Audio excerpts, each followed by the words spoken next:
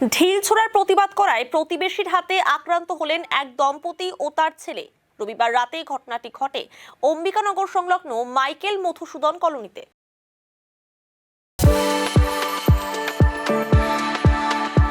We are the dreamers, the achievers, and the leaders. Come, join us today.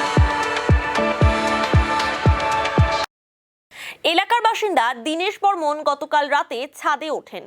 সেই সময় প্রতিবেশী দুই যুবক তাদের ছাদে ঢিল ছোড়ে। ঘটনার প্রতিবাদ করায় ধারালো অস্ত্র নিয়ে চড়াও হয় দুই যুবক সহ তার পরিবারের সদস্যরা। বেধড়ক মারধর করা হয় দীনেশ বর্মন সহ তার স্ত্রী কৃপা বর্মন ও ছেলে বিনয় বর্মনকে। বাড়িও ভাঙচুর করা হয় বলে অভিযোগ। প্রাণ বাঁচাতে ঘরের দরজা বন্ধ করে পুলিশকে খবর দেন দীনেশ বর্মন। পুলিশ পৌঁছে তাদের উদ্ধার করে হাসপাতালে নিয়ে যায়। সোমবার সকালে এনজেপি থানায় 6 জনের নামে লিখিত অভিযোগ দায়ের করেন দীনেশ বর্মন। এদিন দীনেশ বর্মন বলেন, দীর্ঘদিন ধরেই বাড়ির সীমানা প্রাচীর নিয়ে প্রতিবেশীর সঙ্গে মনোমালিন্য ছিল। গতকাল রাতে ঢিল ছোড়ার প্রতিবাদ করতেই সেই পরিবারের সকলে তাদের উপর চড়াও হয়। মাঝে মধ্যেই প্রাণনাশের হুমকিও দিত ওই প্রতিবেশী। গোটা ঘটনার তদন্ত শুরু করেছে পুলিশ। আমার তো মনে হয় যে মোটামুটি 20 বছর আগের থেকে জমি নিয়ে আর কি একটু সীমানা নিয়ে ক্যাচাল করতো। তারপরে তো আমি বাউন্ডারি দিয়ে দিছি। তাও মাঝে মাঝে ওনারা ওই যে জ্ঞানদা বর্মন যে আছে উনি আমাকে মাঝে মাঝে থ্রেট দিত আর কি, গালাগালি করতো। হ্যাঁ, ছাড়বো না, অমুক তমুক বলতো, অনেক কিছু বলতো। হ্যাঁ, তবে এখান থেকে বাড়ি ভিটা ছাড়াও করবো, এগুলি বলতো। আমার তো মনে হয় ওইটারই কারণ। কিন্তু কালকে যখন ঢিল মারে আমাকে, আমি ছাদের উপর খরগোশটা খাইতে দিয়ে গেছি, তখন ঢিল মারতেছে ছাদের উপরে। তা ঢিলটা আমার পাশে এসে লাগছে আর কি, ঠ্যাঙের পাশে। তারপরে আমি যা বলতে গেছি, তারপরে ওর বাবাকে তখন আমাকে আর কি বলতেছে, না আমরা তো মারি নাই, কেন বলতিস না থেকে। আমি বললাম, আমি তো নিজের চোখে দেখলাম যে মা তোরা তো ঢিল মারতেছিস মাঠ থেকে, কেন মারতেছিস? এই কথা বলাতে তখন ওরা আর কি সবাই আর কি ঝাঁপিয়ে পড়ছে আমাদের উপর। আমাদের তো মুখ চোখ ফাটাই দিছে, দেখতেছেন তো আপনারা।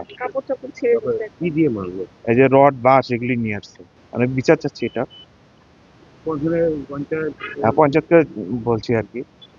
এর আগেও যে কয়েকবার করছিল যে আমাকে থ্রেট দিছিল, যে তখনও আমি পঞ্চায়েতকে বলছিলাম আর কি, পঞ্চায়েত জানে আর কি, কিন্তু এমনি কোনো লিখিত হয়নি আর কি তখন। আসলে রাত 8:30 9টার দিকে ওর ছাদে গেছিল খরগোশকে খাওয়া দিতে। আমার 3টে খরগোশ আছে, তো তখন ওরা দুই বন্ধু মিলে পাশের বাড়ি আমাদের ছাদে ঢিলাচ্ছিল। ওটা দেখাতে আমরা হলো ও বলতে যায় ওনার বাবাকে যে তোমার ছেলে এরকম ঢিলাচ্ছে। ওরা অস্বীকার করে। অস্বীকার করাতে ওরা অনেক কয়জন মিলে এসে সামনে পুরা তকাতকি করতেছিল। তারপরে ওনার মা এসে আমার গায়ে হাত তুলে, ওনার ছেলের বউ, তারপরে ছেলে, তারপর ওনার স্বামীও আসে। তারপরে ওরা বাড়ির সামনে মারার পরে আমাদেরকে বাড়ির ভিতরে পুরা সবাই মারা শুরু করে একদম। তারপরে ওরা অনেক কয়জন আসে। তারপরে আমরা ভয়ের চোটে ঘরের দরজা বন্ধ করেছিলাম আমাদেরকে মারার পরে। তারপরে অনেক লোক আসে, ওদের আত্মীয় সব একদম লাফাচ্ছিল, দরজা ভাঙচুর করতেছিল, আমাদের বেড়াটারা সব ভাঙিয়ে দিছে বাড়ির। পাশের বাড়ি। ওই যে প্রতিবাদ করাতে যে কেন ঢিল মারছো। হ্যাঁ, আগে ছিল ওরা, আমরা কথা বলতাম না। ওরা আগের এরকম জমি সংক্রান্ত নিয়ে ছিল, কথা বলতাম না। ওটাই ওরা মনে হয়তো আক্ষেপ রাখছিল, ওটার জন্যই হয়তো আমাদের উপরে অনেকদিন থেকে চড়াও হয়েছিল মারার জন্য। এর আগেও 2বার মারার জন্য আসছিল। আমরা তখন কিছু বলি নাই, চুপচাপ ছিলাম।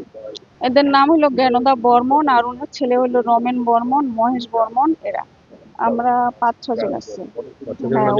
হ্যাঁ, হ্যাঁ, ওনার ওনার স্ত্রী, ওনার ছেলের বউ।